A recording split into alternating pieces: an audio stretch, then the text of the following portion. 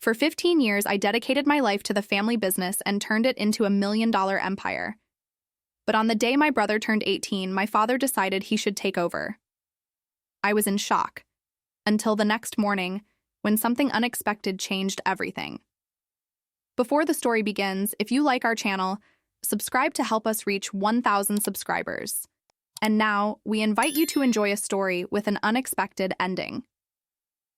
For 15 years, my life revolved around my family's company. My name is Olivia Carter, and since I was 18, work had been my entire world. My father, Richard Carter, founded Carter Enterprises decades ago, but it was under my leadership that the company truly thrived.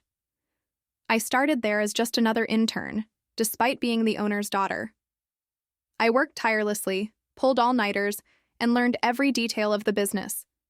Little by little, I earned my place. I was the one who expanded the company, closed $1 million deals, and turned Carter Enterprises into a true empire. My father acknowledged my hard work. Or at least, that's what I thought. On my younger brother Ethan's 18th birthday, everything changed. The family had planned a grand dinner at the Carter Mansion. I suspected nothing. I was just there to celebrate this new chapter in my brother's life. But in the middle of dinner, my father stood up, raised his glass of wine, and said, "Today is a very special day. My son Ethan has finally become a man, and as a gift, I've decided that it's time for him to take over the company." My hand trembled as I held my silverware. What? My heart pounded and a heavy silence fell over the table. "Dad, what are you saying?" My voice was low, but filled with disbelief. He smiled, as if it were just a simple matter of tradition. "You've done an amazing job, Olivia, and I'm very grateful for that. But the company has always been for the family, and Ethan is the rightful heir. Now that he's come of age, it's only fair that he takes control." I turned to my brother. He sat there, relaxed, grinning like he had known all along. "But I've dedicated my entire life to this company." My voice finally found its strength. "I built this. I made Carter Enterprises what it is today." "And you did a wonderful job, dear," my stepmother said, placing a condescending hand on my arm. "But now it's Ethan's turn." My eyes burned with tears, but I refused to let them see me cry. Ethan had never worked a single day in the company. He spent his time traveling, carelessly spending money. He didn't even understand the industry. "This can't be happening," I whispered, my throat tightening. My father didn't seem moved by my pain. If anything, he was already pouring himself more wine while the rest of the family smiled and toasted to the new era of the company. That night, I lay in bed staring at the ceiling, feeling like I had lost everything. I had been cast aside as if I meant nothing. But what I didn't know was that the next morning, something would happen that would change everything. I stayed up all night. Sleep wouldn't come, my breathing was heavy, and my chest ached. I felt betrayed, humiliated. How could I have been so naive? I truly believed my father recognized my worth. I believed he saw all my hard work. But in the end, I was just a temporary piece, something to be used and then discarded. I got up before sunrise, my mind spinning with unanswered questions. What was I supposed to do now? How could I move forward after this? I put on a formal outfit and went to the company as if nothing had happened. But the moment I stepped into the building, I realized everything had already changed. The employees' eyes were filled with doubt, some even with pity. I knew exactly what they were all thinking. How could Olivia Carter, the woman who built this empire, be pushed aside so easily? My office was still there, but inside, my belongings were being packed into boxes. "What is this?" I asked, my voice firm, though I was shaking. Inside. My assistant David looked at me with guilt in his eyes. "Your father asked for the office to be cleared out. Ethan is taking over starting today." My blood ran cold. No one even had the decency to warn me? David lowered his head, saying nothing. My heart clenched again. I grabbed my bag and walked out of the office, holding my head high. I wouldn't give them the satisfaction of seeing me break down.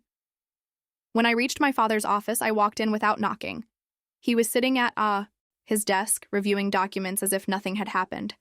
Ethan sat beside him, legs crossed, a smug smile on his face. "Dad, I need to talk to you." He looked up as if I were interrupting something important. "Olivia, I know this is hard for you, but my decision is final." "Hard? You destroyed everything I worked for." My voice wavered, but I held my ground.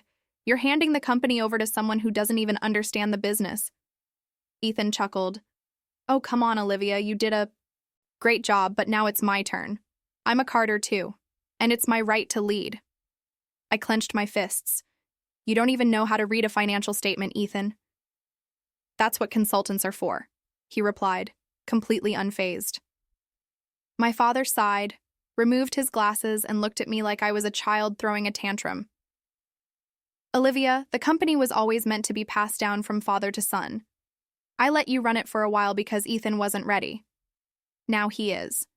You can still stay if you want." "Stay?" I let out a bitter laugh.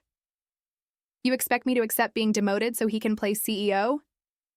My father just stared at me. His silence was the worst answer he could have given me. I was alone.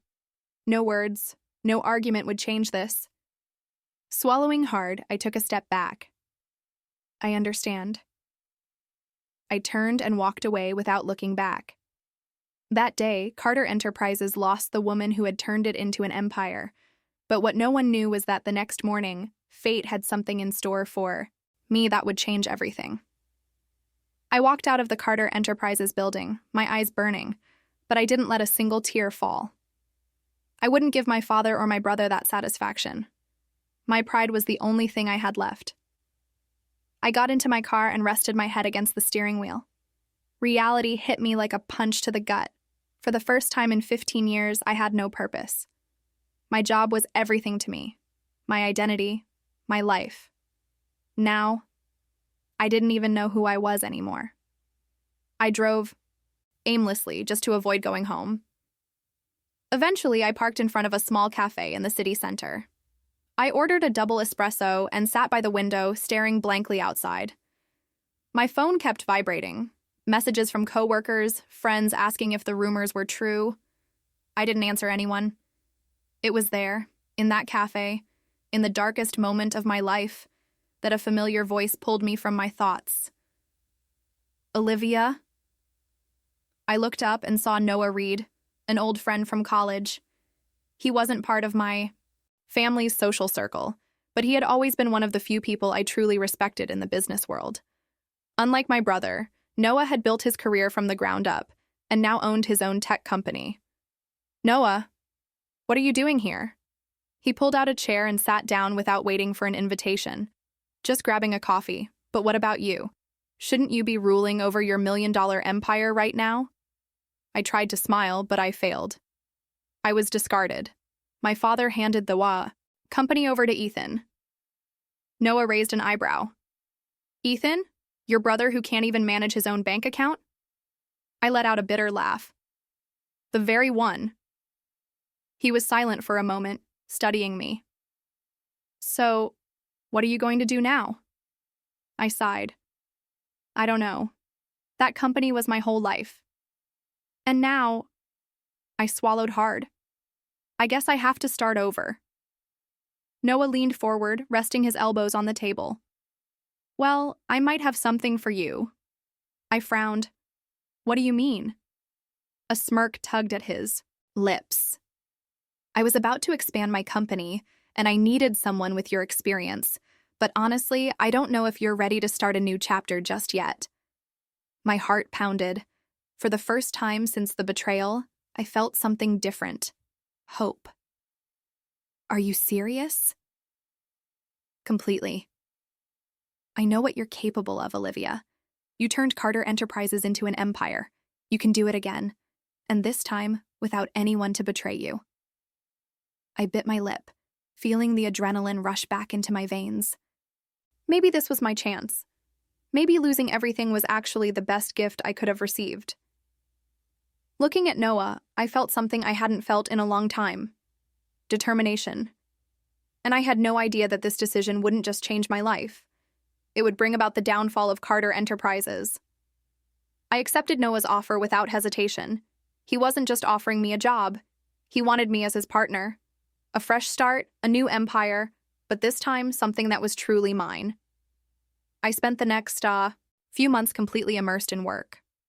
Our company, Reed & Carter Consulting, was growing at a pace even we hadn't anticipated.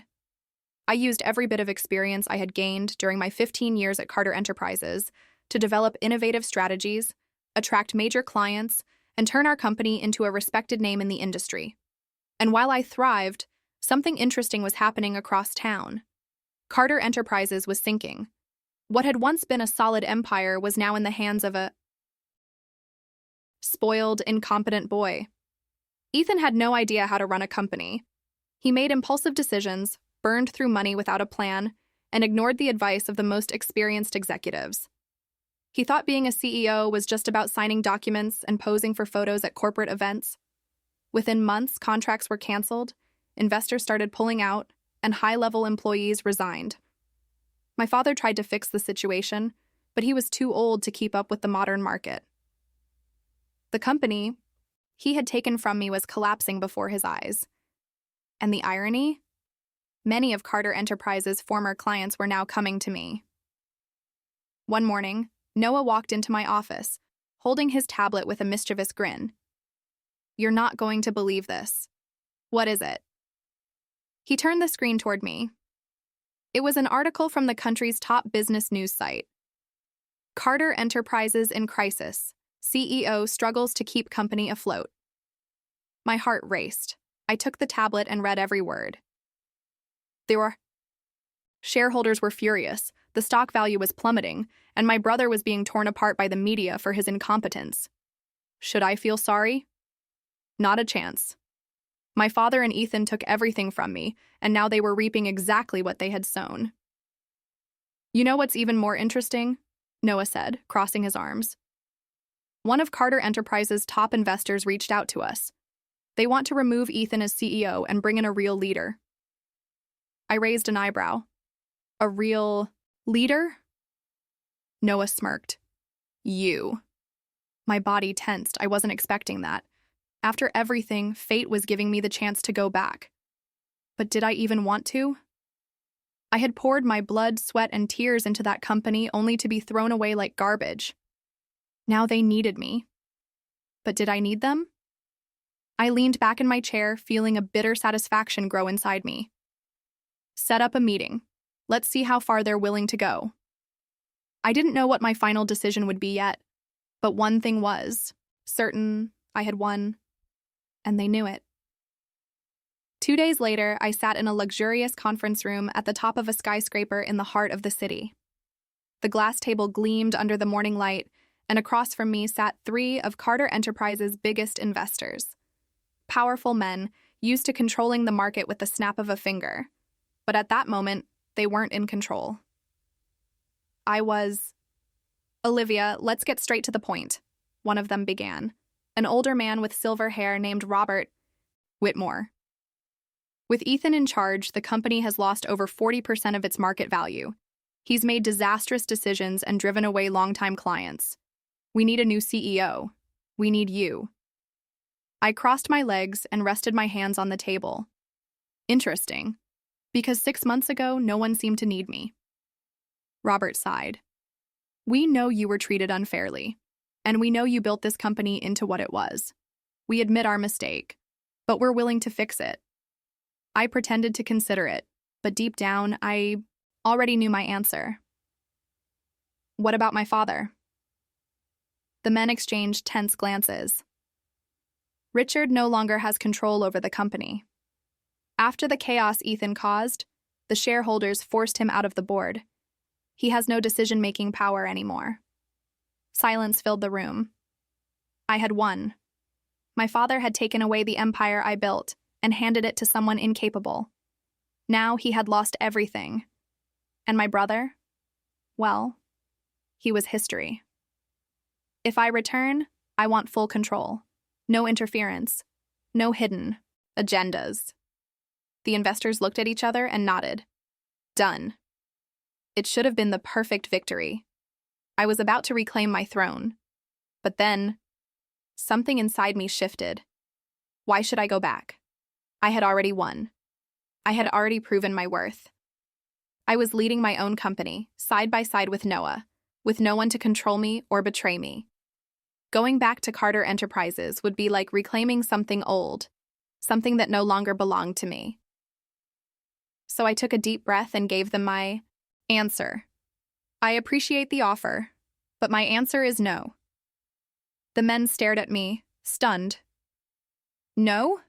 Robert repeated in disbelief. I stood up calmly, grabbed my bag, and looked them straight in the eyes. I spent 15 years building this company, and it was never truly mine.